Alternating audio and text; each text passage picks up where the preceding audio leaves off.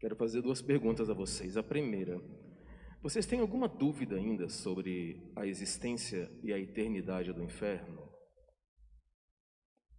Primeira pergunta. Segunda pergunta, o que hoje lhe afasta da comunhão com Deus, ou seja, do próprio céu?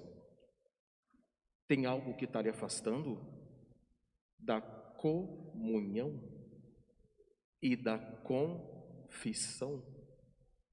O que lhe afasta? O que acontece na sua vida que está lhe impedindo de confessar e comungar? Vamos lá então. O que eu vou dizer aqui hoje não é tão agradável, acho que para nenhum padre, porque é algo pesado, mas como a igreja, ela é mãe, ela quer salvar a todos. Por isso precisa anunciar a verdade. Como diz a carta, a igreja é mãe e mestra da verdade. O que ela fala, na parte da moral e da fé, ela não volta atrás, porque tem a plena segurança de que é a voz de Deus. Quem vos ouve, a mim ouve. Quem vos escuta, a mim escuta. Por mais que o mundo queira derrubar os dogmas, tudo aquilo que a igreja fala não vai conseguir, porque a verdade ela é imutável. O que Cristo fala, ele não tem como enganar-nos e enganar-se. Então tudo que a igreja fala em matéria de fé e moral é a verdade absoluta e plena. Podem ficar tranquilos. É quando a mãe fala assim para você, ó, não vai naquele lugar. Você desobedece e acontece o pior. Aí você fala assim, é verdade. Minha mãe falou isso antes de eu sair de casa. Mais ou menos assim. Só que a igreja ela tem a certeza absoluta. Pois bem, nós vamos hoje então ver o que é o inferno e o que fazermos para irmos ao inferno. Primeira coisa, o inferno, ele não é um local físico, ele é diz o catecismo, um estado de espírito. Quando a gente fala de local, estado de espírito, pós-morte, ou seja, alma, não existe lugar físico, é um estado de espírito, onde essas almas, vamos colocar assim, vão se encontrar, vão estar. Então, assim, bem entre aspas, porque não é um local físico, é um local, não é físico, onde as almas que, por opção própria, nesta vida, fizeram contra Deus. Padre, o que é uma opção que eu estou fazendo neste mundo contra Deus, que eu mesmo vou me lançar ao inferno? Vocês sabiam disso? Que não somos nós que somos lançados, não são as almas que são lançadas no inferno por Deus. Não, não é mesmo. São as minhas opções aqui neste mundo, até antes da morte, é que vão definir para onde eu vou. Vocês sabem que no dia do juízo particular, quando eu me encontrar com o Altíssimo, a minha consciência que irá me julgar. E quando a minha consciência me julgar de tudo aquilo que eu fiz, de todos os pecados que aqui na terra eu não quis me arrepender, no fundo, eu vou falar para ele, eu é que vou para o inferno porque eu mereço. É igual purgatório. Quando a gente vê toda a nossa vida passando no juízo particular, em que eu veja que eu lutei, que eu me confessei, eu arrependi, eu pequei, mas eu levantei, eu me confessei, eu me arrependi, eu vou falar para ele, é verdade, eu mereço o purgatório. Então é a gente que vai se lançar perante a justiça divina. Então Deus não lança ninguém ao inferno, ninguém. Somos nós que durante esta vida fizemos as escolhas erradas. Então o que nos leva, gente, ao fogo do inferno? É a permanência no pecado mortal.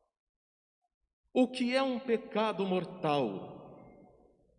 É um pecado contra um dos 10 mandamentos da lei de Deus. É isso. Padre, então o que eu faço Padre, eu cometi um pecado mortal. Eu não vim à missa domingo. Se confesse. Arrependido. Padre, eu pequei contra o 5º mandamento. O que eu vou fazer agora? Se arrependa e confesse. Percebem? Deus, ele é tão bom que ele sabe que nós somos frágeis e carregamos tesouros em vaso de barro. E ele sabe que a qualquer momento a gente pode derrubar esse vaso de barro e quebrá-lo. E na confissão, Deus restaura esse vaso de barro e coloca novamente a sua graça. É o pecado mortal que irá fazer com que nós mesmos falemos: eu mereço o fogo eterno. Entendem, gente? Não é Deus que vai nos lançar no inferno. São as nossas escolhas. Eu estava pegando hoje lá em casa o catecismo, exatamente essa parte. Olha o que o catecismo vai dizer. As pessoas que morreram em pecado mortal, sem arrependimento, descem diretamente ao inferno após a morte. Isso é sério. Isso é perigoso. Então, como sacerdote, nós temos que avisar a todos vocês sobre a maldade, sobre as escolhas erradas que eu faço, que nós fazemos para merecermos o fogo do inferno. Vai ser eterno sem Deus. Vocês sabem que no inferno existem 2 penas que as almas vão sofrer eternamente. A primeira pena é a pena dos sentidos. O que é pena de sentidos, Padre? Essa alma que foi criada pelo bom Deus nunca mais o verá pela eternidade. A gente não consegue imaginar a dor que é isso, ficar sem aquele que te criou. Ou seja, ele criou você para ele e no final das contas você não volta para ele. É chamado pena de sentidos. E tem a segunda pena que a alma sofre eternamente no inferno. É a pena de danos. No inferno, essa alma vai sofrer todos os danos que o pecado que ela cometeu, as consequências de todos os pecados que ela fez nesse mundo, que ela não quis se arrepender. Então ela vai, por exemplo, eu matei uma pessoa, mas eu não me arrependo, eu não me confesso, eu não volto a Deus. Aquela morte daquela pessoa causou uma consequência para toda aquela família. Um exemplo só. Isso é um pecado de danos em que a alma vai sofrer eternamente. Pode piorar, Padre? Pode. Sabe por quê? Hoje, as almas que se condenaram são apenas almas, não tem corpo. Mas na ressurreição do último dia, nosso Senhor disse assim, Mateus 5, se eu não me engano: a trombeta vai soar, todos aqueles que estiverem nos túmulos, irão ressuscitar, uns para a vida eterna e outros para a condenação eterna. Então o que irá acontecer nesse momento? O corpo vai se unir à alma que está nos céus, ou a alma que está no inferno. Ou seja, a dor vai ser multiplicada, coloca aí muito mais ainda, porque vai sofrer o corpo e a alma. Tanto que quem está no céu vai sofrer uma maior alegria ainda, porque vai ser o corpo e a alma que irão se alegrar. Percebem a gravidade de estarmos neste mundo já afastados de Deus? Deus a todo momento fala: se a tua mão te leva a pecar, corta. Se os teus olhos te levam a pecar, corta. Se a pessoa que está do teu lado te leva a pecar, rompa e converse com ela. Não seja abismo para mim, mas seja céu para mim. Tudo aquilo que te leva, como perguntei no começo da homilia, que te leva a pecar, está te arruinando, te levando à ausência de Deus, corta pela raiz. Não tenham medo. Antes ficar afastado aqui daqueles e daquelas que nos levavam à ausência de Deus, do que depois da morte ficar afastado eternamente do amor de Deus. Percebem? Vocês lembram, salvo engano, foi a segunda ou foi a terceira aparição na cova da Iria, em que Nossa Senhora abriu os braços e mostrou-lhes o inferno. Para quem duvida ainda do inferno, né? Mostrou-lhes o inferno. Lúcia descreve, é claro, né, gente, que por serem crianças, é claro que Deus colocou um véu na frente, porque se eles tivessem visto realmente com os olhos aquilo transformado na linguagem aqui da terra, eles morreriam de pavor na mesma hora. Deus, por ser misericórdia, colocou um véu ali, para amenizar um pouco a visão do inferno, para que as crianças não perecessem. E Lúcia descreve a visão que ela viu do inferno, se fosse algo palpável. E quando acabou a aparição, os três estavam em estado de choque. Se não fosse a Virgem para dizer para eles, depois, né? Vistes o local para onde vão os pobres pecadores? Porque ninguém rezou por eles.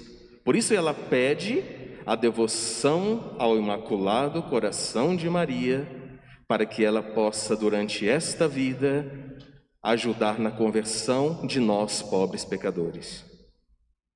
Lúcia estava em estado de pânico, uma menina de 10 anos, e Nossa Senhora então viu como eles ficaram e falou assim para eles: eu mostrei para vocês o inferno, para que vocês vissem a existência e a eternidade do mesmo.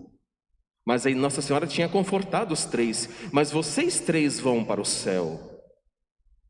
Vocês vão para o céu. Primeira pergunta que Lúcia faz, né?